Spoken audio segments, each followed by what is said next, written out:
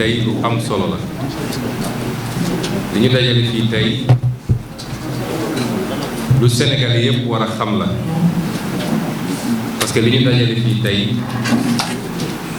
buñ ci àdduwul ci lu gaaw jàpp nañ ni liy taal réew bi ci lii lay jóge loolu mooy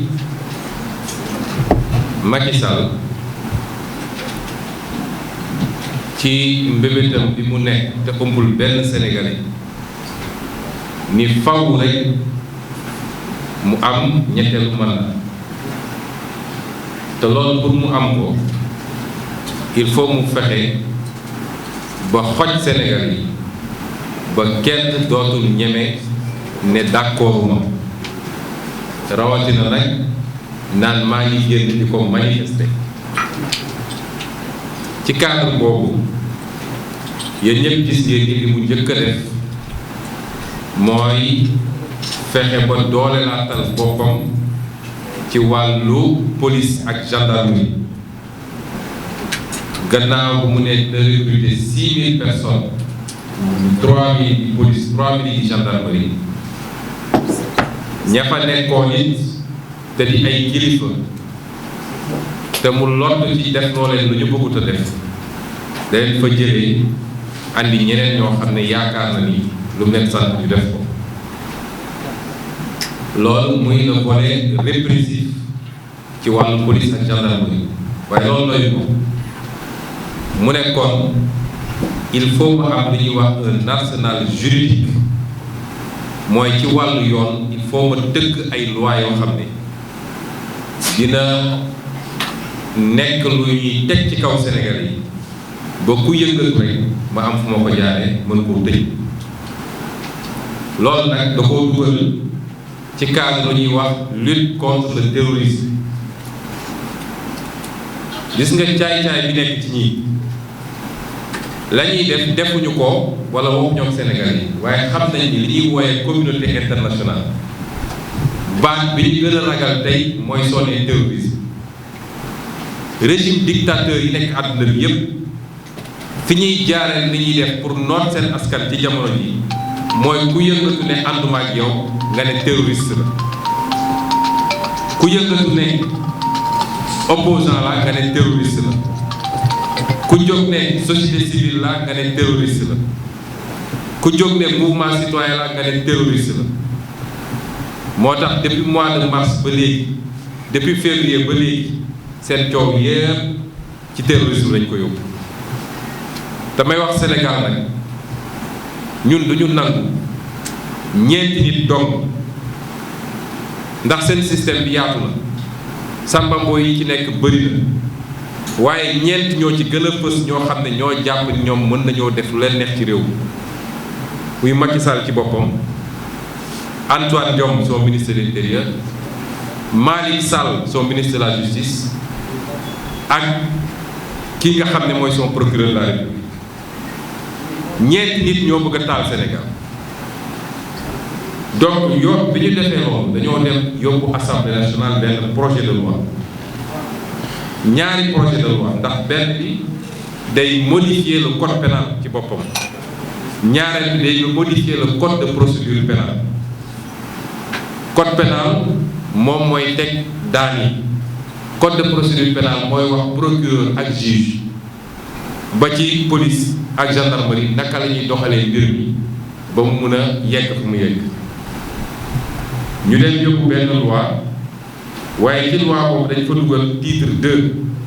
tuddee ko de la piraterie maritime des actes de terrorisme et des actes assimilés ci chapitre 1er bi ñu jagleel ko li ñuy wax les actes de terrorisme ma njëkk a wax ni lu ñu ne terrorisme la rek première conséquence bi mooy ak fu mu mën a amee Sénégal procureur moo compétent c'est-à-dire suñu nee manifestation terrorisme la bu nit manifester Touba wala mu manifester Matam wala mu manifester Ziguinchor benn compétence la mooy procureur mii muy procureur Macky Sall ñu dem jël tuddee ko ne léegi dañuy dugal ay législation ci terrorisme waaye li njëkk a yéeme mooy loi bi définirul lan mooy terrorisme parce que loi lu muy wax rek dafa war a njëkk a définir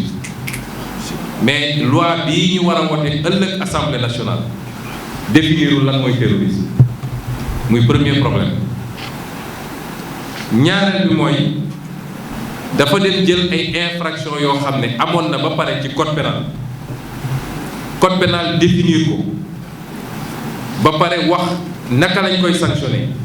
code de procédure pénale daal di définir lan mooy procédure bi ñu dem jël loolu yépp nag ne léegi loolu mooy terrorisme dañu dem jël ay infraction yoo xam ne lu am la ba noppi te amul benn ci infraction yoo xam ne di nga dem tey ci àdduna ci réew mu civilisé ñu ne lii terrorisme la amut guléet ci Sénégal mu dem jël yooya ne lii mooy terrorisme léegi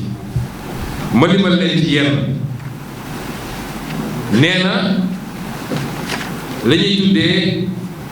les attentats et complots visés par les articles 72 et 84 du code pénal loolu mooy lépp li nga xam ne dafa remettre en cause l'intégrité territoriale wala attentat complot et autres infractions contre l'autorité de l'État loolu code pénal bii ñu yor nii daf ko définiroon ba pare sanctionné ko ne ku ñu jàpp ci loolu peine li ñu lay daan mooy dina nekk ci diggante 10 ans fukki at ak 20 ans ñaar fukki at ñoom ñu ne léegi loolu terrorisme la première conséquence bi rek il faut ñu téye ko mooy li ñu qualifié yëpp délit terrorisme la dañu ne loolu condamnation à perpétuité la perpétuité mooy sa giirum dund kon soo jëlee loo xam ne amoon na déjà ci suñu loi bi qualifié ko ba pare ne lii ku ko def ba ñu am firnde ne yaa ko def dinañ la daan te diggante fukk ak ñaar fukki at la nga ñëw ne léegi loolu terrorisme la mooy tey buñ ci jàppee Cheikh Bamba dañ koy tëj ci giirub dundam ñu ne ñaareel bi mooy les crimes commis par participation à un mouvement insurrectionnel visé par les articles 85 et 87 insurrection mooy ku woote fippu loolu it loi bi définiroon ko te tënk ko ci peine yoo xam ne mënul dépasser 20 ans ñetteel bi mooy les violences ou voies de fait commises contre les personnes et les destructions commises lors des rassemblements lu am solo la lépp loo xam ne rassemblement la sëñ bi léegi dafa ne bu ñu autorisé woon mais même bu ñu autorisé bu amee tuuti département ñu ne toj nañ ci ay oto wala lakk nañ ci ay bën nee nañu loolu terrorisme la te loolu c'est passible de peine loi bi fi mu toll nii mi ngi ne woon 1 à 5 ans ñoom nee nañu léegi non seulement loolu terrorisme la waaye kuñ ci jàpp dañ lay tëj sa giirum dund rassemblement c'est-à-dire rassemblement bi ñu doon def démb dugg na ci lii nga xam ne ñoom seen bopp ñooy dem infiltrer rassemblement bu amati bu ñu paree seeni sàmmam booy sànni ay xeer ñu ne yéen ñi ko organiser yéenay responsable bi terrorisme la dañ leen di tëj seen giirum dund ñu teg ci enlèvement séquestration et cetera nga xam ne loi bi dafa ne woon 10 à 20 ans léegi terrorisme la destruction dégradation et dommages visés aux articles 46 et 49 léegi terrorisme la dégradation des biens appartenant à l'État ou intéressant la chose publique prévue par l'article 225 mooy tey léeg-léeg nga gis nit ñi xaw a mer ñu ne taal nañu benn bus ñun duñ ci encouragé kenn ndax suñu alal la waruñu koo taal te loi bi daanoon na la ba pare ku def loolu ne ku ko def suñ la jàppee dañ la tëj lu mat 2 à 5 ans état bi Macky Sall nee na léegi loolu terrorisme la kuñ ci jàpp dañ la tëj sa giirum dund ñu ne association de malfaiteurs ak vagabondage ak mendicité article 238 à 240 nee nañu loolu léegi terrorisme la ñu dellu si waat ne les menaces prévues aux articles 290 et suivants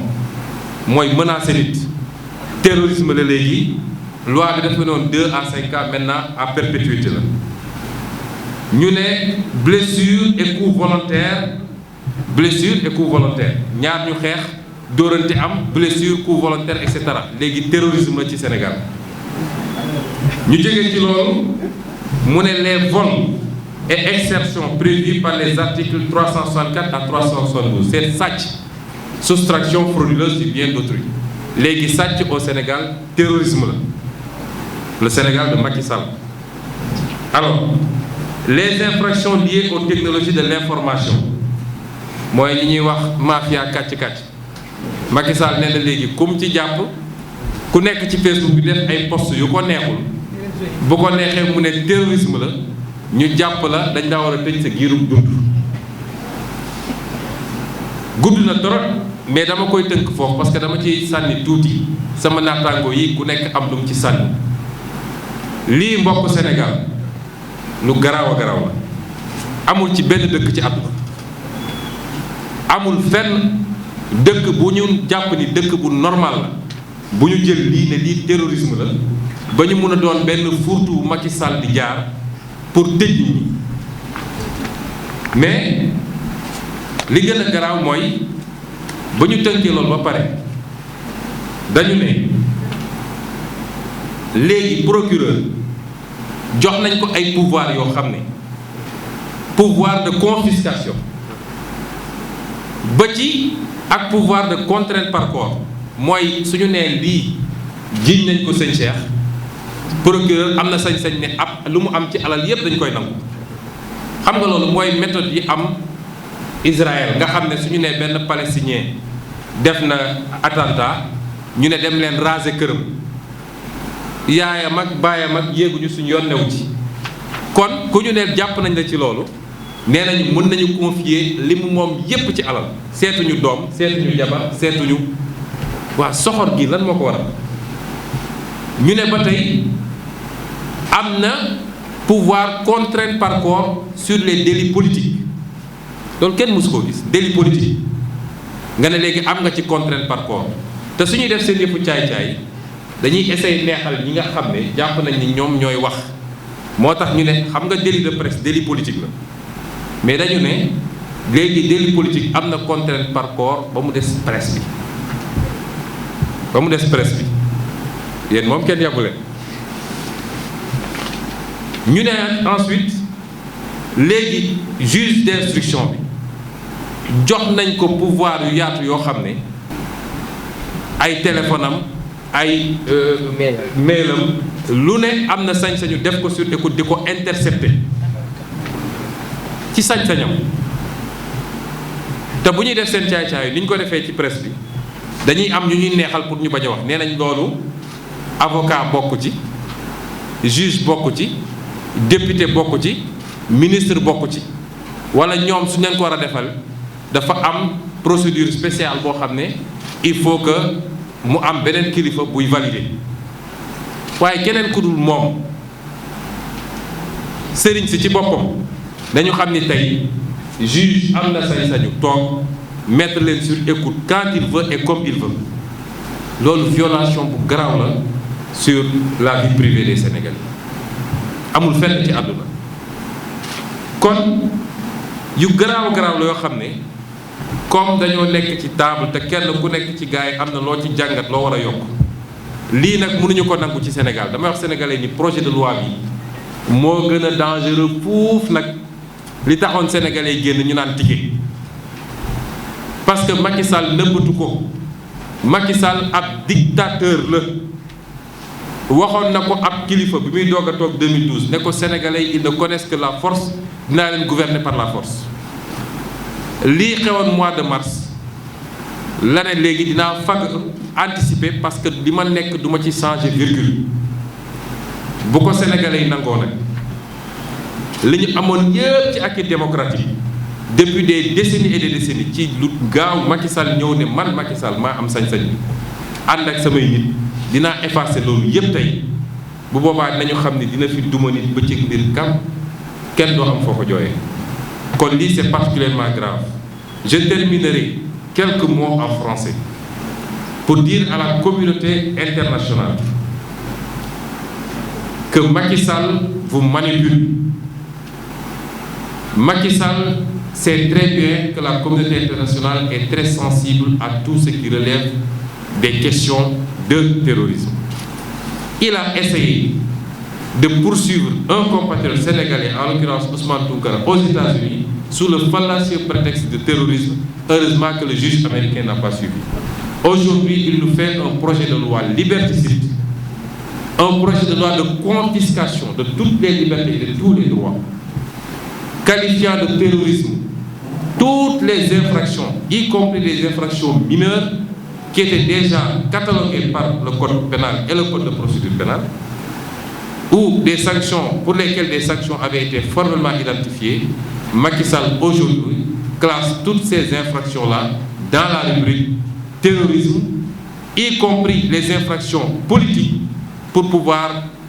se servir de cela avec son procureur, avec son juge, avec son ministre de la Justice, pour casser de l'opposant et perpétuer ou confirmer son projet de 3e mandat au Sénégal.